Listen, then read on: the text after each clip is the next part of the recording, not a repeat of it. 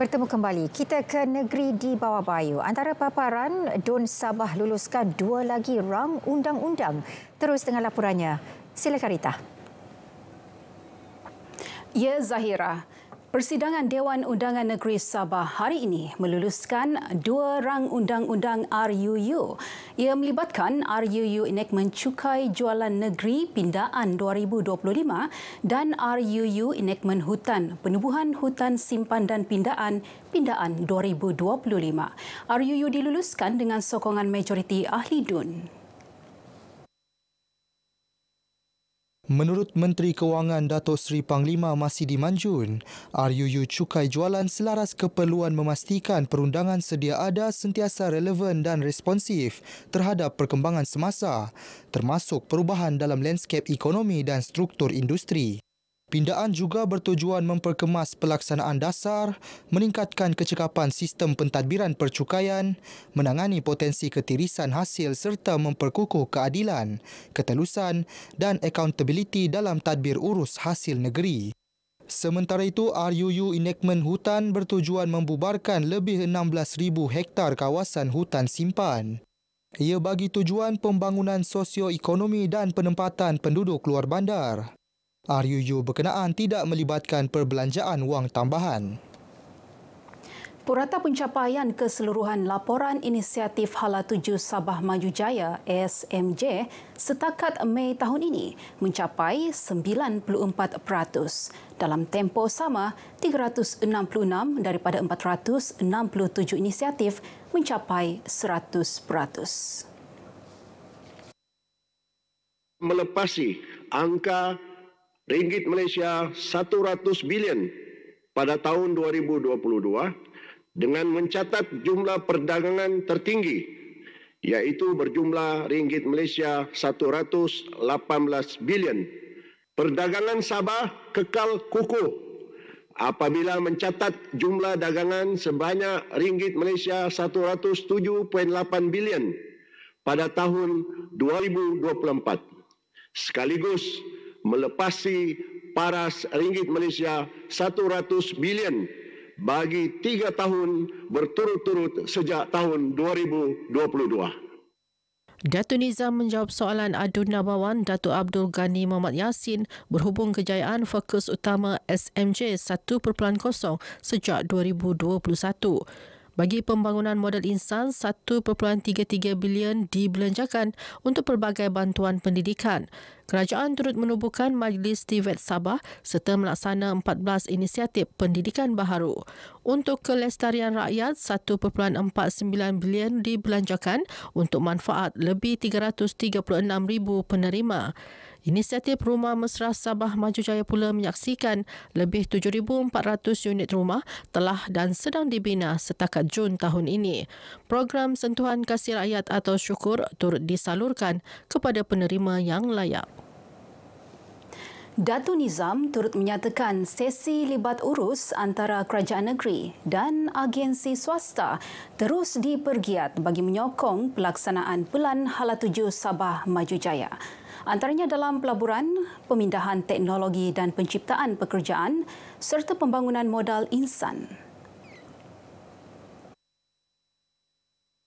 Dan usaha seperti ini menunjukkan bagaimana sektor swasta itu bukan saja menyumbang dari segi ekonomi tetapi juga menyokong pembangunan erat antara kerajaan negeri, pihak swasta dan juga masyarakat.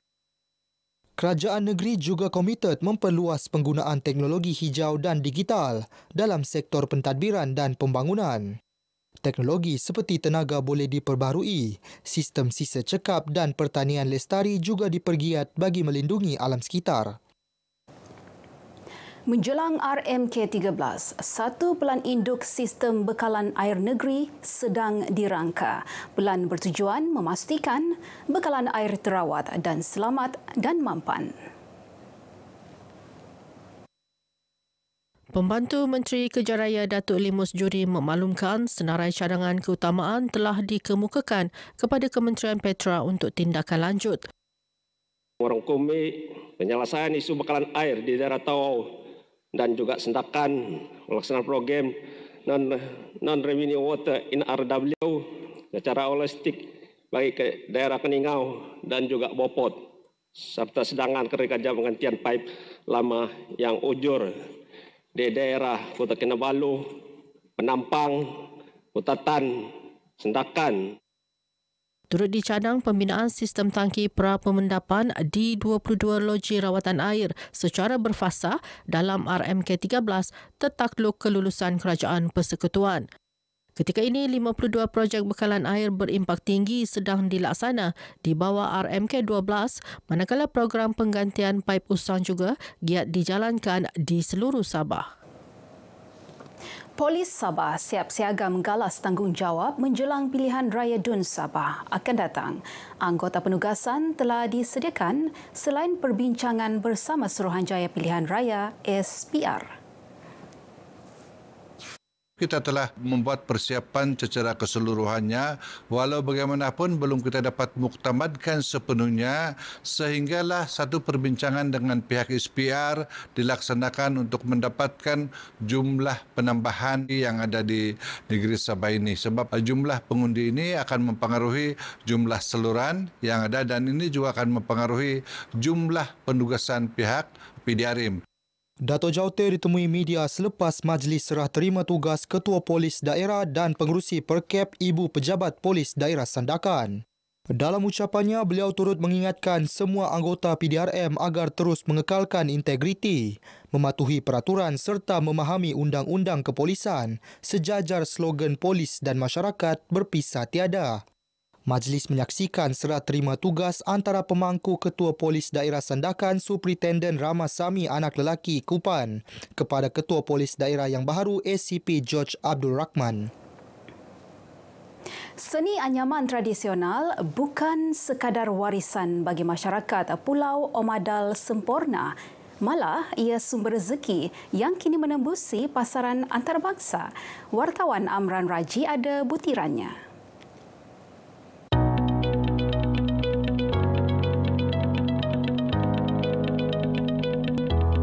Daerah Sempurna bukan sahaja terkenal dengan keindahan destinasi pelancongan.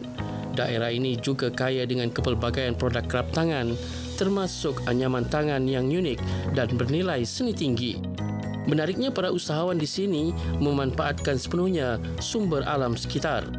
Daun pandan dan mengkuang menghasilkan pelbagai produk seperti tikar dan beg tangan. Menerusi program Jelajah Kerap Malaysia baru-baru ini, RTM berpeluang meninjau sendiri hasil tangan 9 usahawan wanita dari Persatuan Wanita Pulau Omadal.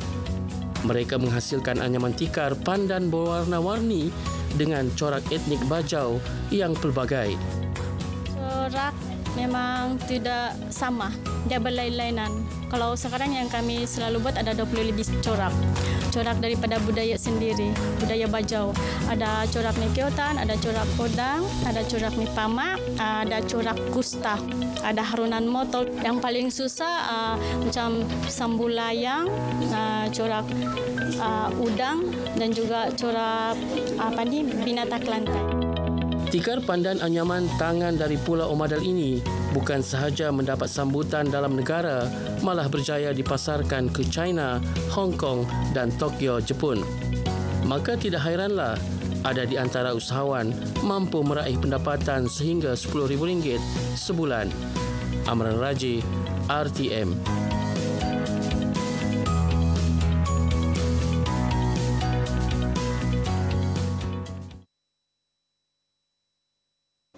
RTM Sabah terus mengangkat karya penggiat seni suara di negeri ini. Ia menerusi penganjuran pertandingan berprestij Anugerah Lagu Sabah VFM.